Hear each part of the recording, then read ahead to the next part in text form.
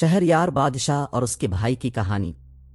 اگلے زمانے میں بنی سامان کا ایک بادشاہ تھا جس کی حکومت جزائر ہند اور چین تک پھیلی ہوئی تھی۔ وہ نہایت شان و شوکت، عالیشان محلوں اور ایک عظیم فوج کا مالک تھا۔ رعایا اس کے عدل و انصاف کے چرچے کرتی نہ تھکتی اور اس کی حکومت میں خوشحالی کا دور دورہ تھا۔ بادشاہ کے دو بیٹے تھے، ایک بڑا اور دوسرا چھوٹا۔ دونوں ہی دلیر اور بہادری کی مثال تھے، لیکن بڑا بیٹا شہ سواری میں اپنے بھائی سے کہیں زیادہ ماہر تھا۔ بادشاہ کا نام شہریار تھا، جبکہ چھوٹے بھائی کا نام شاہ زمان تھا۔ شاہ زمان کے حصے میں سمرقند جیسا خوبصورت ملک آیا تھا۔ شہریار اور شاہ زمان کئی سالوں تک اپنے اپنے ممالک پر عدل و انصاف سے حکمرانی کرتے رہے۔ ایک دن شہریار نے اپنے بھائی سے ملاقات کی خواہش ظاہر کی اور اپنے وزیر کو سمرقند بھیجا تاکہ وہ شاہ زمان کو اپنے ساتھ لے آئے۔ وزیر نے حکم کی تعمیل کی اور شاہ زمان کے پاس پہنچ کر بادشاہ کا پیغام دیا۔ شاہ زمان نے بڑی خوشی سے یہ دعوت قبول کی اور سفر کی تیاری شروع کر دی۔ جب سب کچھ تیار ہو گیا تو شاہ زمان نے اپنے وزیر کو اپنا قائم مقام مقرر کیا اور خود روانہ ہو گیا۔ لیکن رات کے وقت اسے یاد آیا کہ ایک ضروری چیز محل میں رہ گئی ہے، اس لیے وہ واپس لوٹ آیا۔ محل میں داخل ہو کر اس نے ایک ناقابل یقین منظر دیکھا۔ اس کی بیوی ایک حبشی غلام کے ساتھ بے وفائی کر رہی تھی۔ یہ دیکھ کر اس کا خون کھول اٹھا اور اس نے تلوار سے دونوں کو ختم کر دیا۔ دل شکستہ شاہ زمان فوراً اپنی فوج کو کوچ کا حکم دے کر اپنے بھائی کے ملک روانہ ہو گیا۔ شہریار کے دربار میں پہنچنے پر اس کا شاندار استقبال ہوا۔ چراغاں کیا گیا اور دونوں بھائی خوشی خوشی باتیں کرنے لگے، لیکن شاہ زمان کے دل میں بیوی کی بے وفائی کا غم چھپا ہوا تھا۔ وہ اندر ہی اندر گھلنے لگا اور اس کا چہرہ زرد اور جسم لاغر ہو گیا۔ شہریار نے جب اس کی یہ حالت دیکھی تو سوچا کہ شاید اپنے ملک کی یاد اسے ستا رہی ہے، اس لیے زیادہ سوالات نہ کیے۔ کچھ دن بعد شہریار نے اسے شکار پر چلنے کی دعوت دی تاکہ اس کا دل بہلے، لیکن شاہ زمان نے انکار کر دیا۔ مجبور شہریار اکیلا شکار پر روانہ ہو گیا۔ بادشاہ کے محل میں چند ایسی کھڑکیاں تھیں جو اس کے بھائی کے باغ کی طرف کھلتی تھیں۔ ایک دن ان میں سے ایک کھڑکی کھلی اور کیا منظر تھا! وہاں سے کچھ لونڈیاں نکلیں، ان کے ساتھ غلام تھے اور ان کے درمیان وہ عورت تھی جو حسن و جمال میں بے مثال تھی، یعنی بادشاہ کے بھائی کی بیوی۔ یہ قافلہ باغ کے ایک خوبصورت حوض کے قریب پہنچا جہاں پانی شفاف اور چمکدار تھا۔ جیسے ہی وہ وہاں رکے، سب نے اپنے کپڑے اتار دیے اور پانی میں اتر گئے۔ پھر وہ عورت جو بادشاہ کے بھائی کی بیوی تھی بلند آواز میں پکار کر کہتی ہے، اے مسعود، تم کہاں ہو؟ اس آواز پر ایک حبشی غلام سامنے آیا، اس عورت کی طرف بڑھا اور وہ دونوں ایک دوسرے سے لپٹ گئے۔ ان کی حرکات دیکھ کر باقی غلام اور لونڈیاں بھی آپس میں اسی طرح مشغول ہو گئے۔ یہ منظر طلوع آفتاب سے لے کر دن چڑھنے تک جاری رہا اور ہر طرف بوس و کنار اور بے حیائی کا عالم تھا۔ یہ سب دیکھ کر بادشاہ کا بھائی شاہ زمان ششدر رہ گیا۔ وہ سوچنے لگا، واللہ میری بیوی نے جو کچھ کیا وہ اس کے سامنے کچھ بھی نہیں، میری مصیبت تو ان کے گناہوں کے سامنے کچھ نہیں۔ یہ سوچتے ہی اس کا غم کچھ کم ہو گیا اور وہ سکون سے کھانے پینے لگا۔ چند دن بعد جب اس کا بھائی شہریار شکار سے واپس آیا تو اس نے دیکھا کہ شاہ زمان کا رنگ اور حال پہلے جیسا نہیں رہا۔ اب وہ چہرے پر خوشی لیے بیٹھا تھا اور صحت مند نظر آ رہا تھا۔ شہریار نے تعجب سے پوچھا، بھائی یہ کیا ماجرا ہے؟ پہلے تم کمزور اور غمگین تھے اور اب تمہارا چہرہ تر و تازہ اور خوش نظر آتا ہے، یہ تبدیلی کیوں آئی؟ شاہ زمان نے پہلے تو ٹالنا چاہا، مگر شہریار کے اصرار پر اس نے بتایا، جب آپ نے مجھے بلایا تو میں روانگی سے پہلے کچھ بھولا ہوا سامان لینے محل واپس گیا۔ وہاں میں نے اپنی بیوی کو ایک حبشی غلام کے ساتھ ہم بستر پایا۔ غصے میں نے دونوں کو قتل کر دیا اور فوراً روانہ ہو گیا۔ یہی میری کمزوری اور غم کا سبب تھا۔ شہریار نے حیرت سے کہا، لیکن اب تمہارا حال کیوں بہتر ہے؟ شاہ زمان نے کہا، یہ نہ پوچھیں، مگر شہریار کے اصرار اور قسم دینے پر اس نے باغ میں دیکھے گئے مناظر بتا دیے۔ شہریار یہ سن کر حیران رہ گیا اور کہا، میں خود اپنی آنکھوں سے یہ سب دیکھنا چاہتا ہوں۔ چنانچہ ایک منصوبہ بنایا گیا۔ شہریار نے اعلان کیا کہ وہ شکار کے لیے جا رہا ہے، مگر خفیہ طور پر اپنے بھائی کے محل میں آ گیا اور وہیں ایک کھڑکی کے پیچھے چھپ کر بیٹھ گیا۔ جلد ہی وہی منظر دوبارہ اس کی نظروں کے سامنے آئے۔ لونڈیاں اور غلام اور ان کے درمیان اس کی اپنی بیوی سب باغ میں آئے۔ وہی بے حیائی، وہی بے شرمی اور وہی گناہ۔ شہریار یہ دیکھ کر غصے اور صدمے میں بھر گیا۔ اس نے اپنے بھائی سے کہا، اب یہاں بیٹھنا ممکن نہیں، ہمیں دنیا میں یہ جاننا ہوگا کہ کہیں اور بھی ایسے مظالم ہوتے ہیں یا یہ مصیبت صرف ہمارے حصے میں آئی ہے۔ دونوں بھائی چپکے سے محل کے چور دروازے سے نکلے اور دنیا کی تلاش میں نکل پڑے۔ کئی دن اور راتیں سفر کرنے کے بعد وہ ایک خوبصورت سبزہ میں پہنچے جہاں ایک چشمہ بہہ رہا تھا اور ایک اونچا درخت تھا۔ یہاں سمندر میں اچانک ایک طوفان سا اٹھا اور ایک بڑا سیاہ ستون پانی سے باہر نکلا۔ یہ منظر دیکھ کر دونوں بھائی خوفزدہ ہو گئے اور فوراً درخت پر چڑھ گئے۔ قریب آتے منظر نے ان کے دل دہلا دیے۔ ایک دیو سمندر سے نکلا جس کے ہاتھ میں ایک بڑا صندوق تھا۔ یہ دیو صندوق لے کر درخت کے نیچے آ بیٹھا۔ اس نے صندوق کھولا اور اس میں سے ایک حسین و جمیل لڑکی نکالی جس کے حسن کے آگے سورج شرما جائے۔ دیو نے لڑکی کو ایک پیالے سے پانی پلایا اور وہ دونوں آرام سے بیٹھ گئے۔ دونوں بھائی درخت سے یہ سب دیکھ رہے تھے اور ان کے دلوں میں نئے سوالات جنم لے رہے تھے۔ یہ کہہ کر دیو نے اپنا سر لڑکی کی زانوں پر رکھا اور گہری نیند میں چلا گیا۔ لڑکی نے دیو کے سر کو آہستہ سے اپنے زانوں سے ہٹایا، زمین پر رکھا اور درخت کی طرف دیکھا۔ وہاں اس نے دونوں بھائیوں کو چھپے بیٹھے پایا۔ وہ فوراً درخت کے نیچے آئی اور اشارے سے کہا، نیچے آؤ اور ڈرنے کی ضرورت نہیں، دیو تمہیں کوئی نقصان نہیں پہنچائے گا۔ دونوں بھائیوں نے گھبرا کر جواب دیا، ہمیں معاف کرو، ہم کوئی گناہ نہیں کرنا چاہتے۔ لیکن لڑکی نے مسکراتے ہوئے کہا، اگر تم نیچے نہیں آؤ گے تو میں ابھی دیو کو جگائے کر تمہارے پیچھے لگا دوں گی، اور یقین مانو اس کے غضب سے بچنا ناممکن ہوگا۔ یہ سن کر دونوں بھائی خوفزدہ ہو گئے اور درخت سے اتر کر اس کے سامنے آ گئے۔ لڑکی نے قریب آ کر کہا، اب آؤ اور وہ کرو جو میں کہہ رہی ہوں، ورنہ دیو کو جگائے کر تمہارا حشر خراب کر دوں گی۔ شہریار نے شاہ زمان کی طرف دیکھ کر کہا، بھائی شاید ہمیں اس کا کہنا مان لینا چاہیے ورنہ دیو ہمیں زندہ نہیں چھوڑے گا۔ شاہ زمان نے جواب دیا، نہیں بھائی، پہلے اب کریں پھر میں۔ اس پر لڑکی جھنجھلا گئی اور کہا، کیا بات ہے، تم دونوں نخرے کر رہے ہو؟ یاد رکھو اگر تم نے فوراً میری بات نہ مانی تو میں ابھی دیو کو جگائے کر بلاتی ہوں۔ دیو کے ڈر سے دونوں بھائیوں نے لڑکی کے ساتھ ہم صحبت ہونا قبول کیا۔ جب یہ سب ختم ہوا تو لڑکی نے اپنی جیب سے ایک چھوٹی سی تھیلی نکالی۔ اس میں ایک ہار تھا جس میں 570 انگوٹھیاں پروئی ہوئی تھیں۔ اس نے انگوٹھیاں دکھا کر کہا، تم جانتے ہو یہ کیا ہے؟ دونوں بھائیوں نے نفی میں سر ہلایا۔ لڑکی نے ہنس کر کہا، یہ ان لوگوں کی انگوٹھیاں ہیں جو دیو کی موجودگی میں میرے ساتھ ہم صحبت ہو چکے ہیں۔ تم دونوں بھی اپنی انگوٹھیاں اس ہار میں شامل کر دو۔ دونوں نے حیرت اور خوف کے مارے اپنی انگوٹھیاں اتار کر اسے دے دیں۔ تب لڑکی نے کہا، جانتے ہو یہ دیو مجھے میری شادی کی رات اٹھا کر لایا تھا۔ اس نے مجھے ایک پیالے میں قید کیا، اس پیالے کو ایک صندوق میں بند کیا اور اس پر 7 قفل لگا کر سمندر کی تہ میں چھپا دیا۔ لیکن وہ یہ نہیں جانتا کہ ہم عورتیں اگر کچھ چاہیں تو دنیا کی کوئی طاقت ہمیں روک نہیں سکتی۔ پھر اس نے طنزیہ انداز میں کہا، عورتوں کی چالاکی پر بھروسہ نہ کرو، ان کی محبت کے وعدے جھوٹے ہوتے ہیں اور ان کی خوشی غم صرف ان کی خواہشات کے گرد گھومتی ہے۔ کیا تمہیں حضرت یوسف علیہ السلام کی کہانی یاد نہیں؟ آدم علیہ السلام کا واقعہ کہ جنت سے کیوں نکالے گئے؟ لڑکی کی باتیں سن کر دونوں بھائیوں کی حیرت کی انتہا نہ رہی۔ شہریار نے شاہ زمان سے کہا، بھائی یہ دیو کتنا زبردست ہے، مگر اس کے ساتھ جو ہو رہا ہے وہ ہم دونوں کی کہانیوں سے کہیں زیادہ عجیب اور عبرت انگیز ہے۔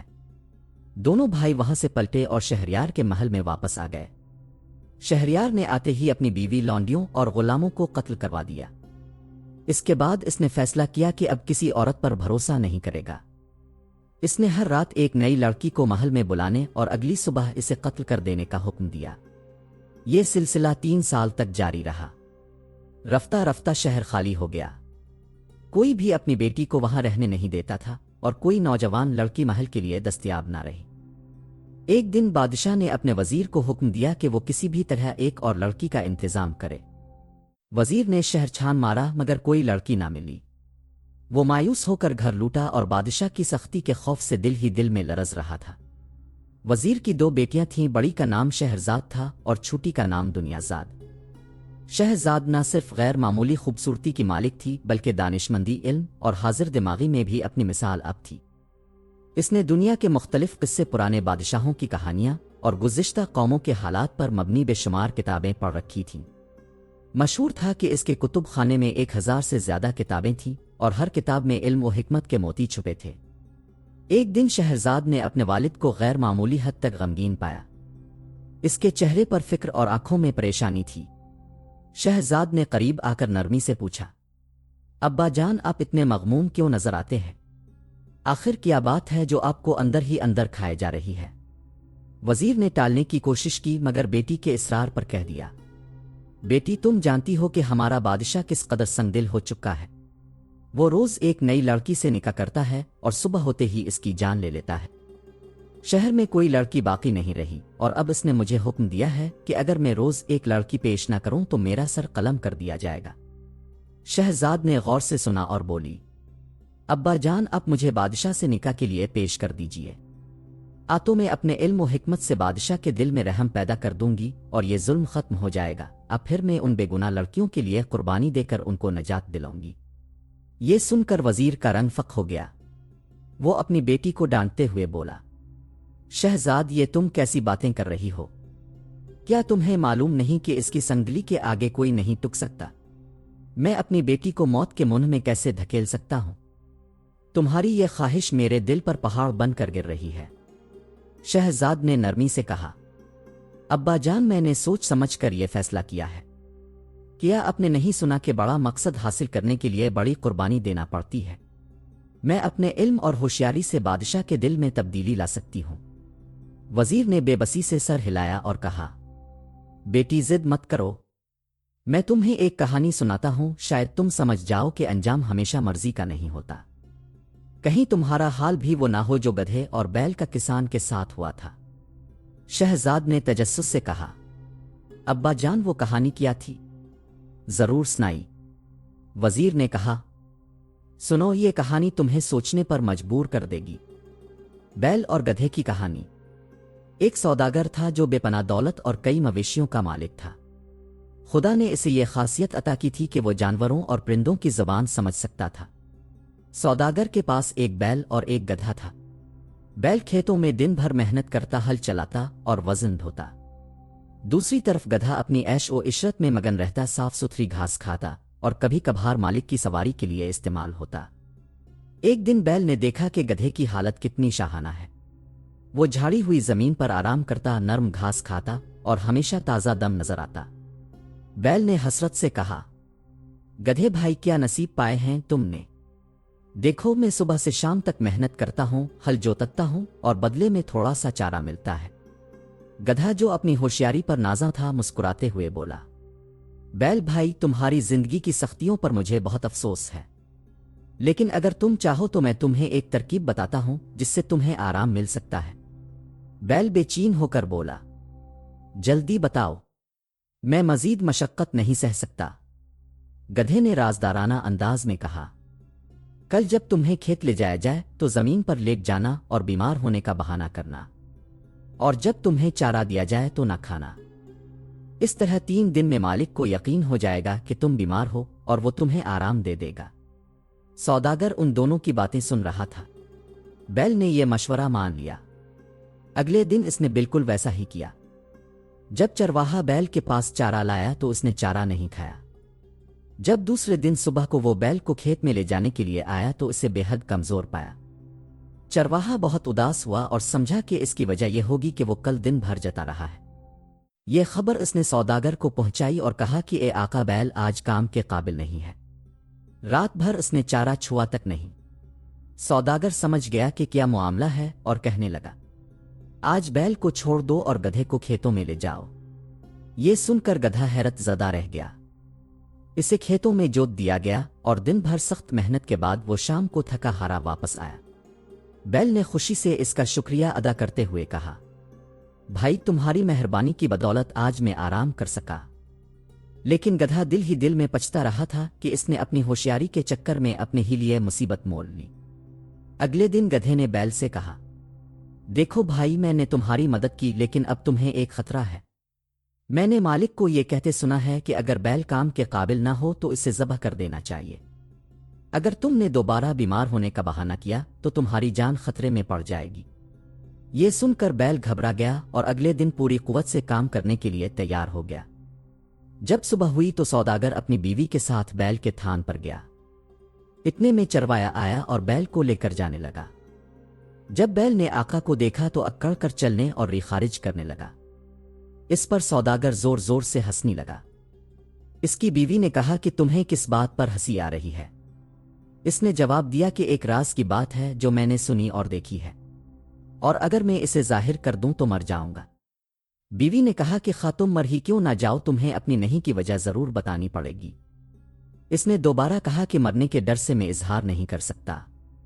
بیوی نے کہا کہ ہو نہ ہو تم مجھ پر ہنستے ہو۔ پھر اس نے اتنا اصرار کیا کہ سوداگر مجبور ہو گیا۔ اس نے اپنے بیٹے بیٹیوں کو جمع کیا اور قاضی اور گواہوں کو بلوایا اور یہ ٹھان لی کہ آخری وصیت کر دے اور بیوی کو راز بتا دے اور جان دے کیونکہ وہ اسے بہت پیاری تھی اور اس کی چچیری بہن اور اس کی اولاد کی ماں تھی اور اس کی عمر 100 میں سے زیادہ ہو چکی تھی۔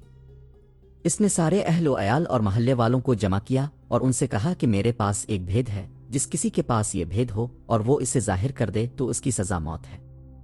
اس پر تمام حاضرین نے بیوی سے کہا کہ خدا کے لیے اس بات کو جانے دو، خدا نخواستہ کہیں تمہارا شوہر اور تمہارے بچوں کا باپ مر نہ جائے۔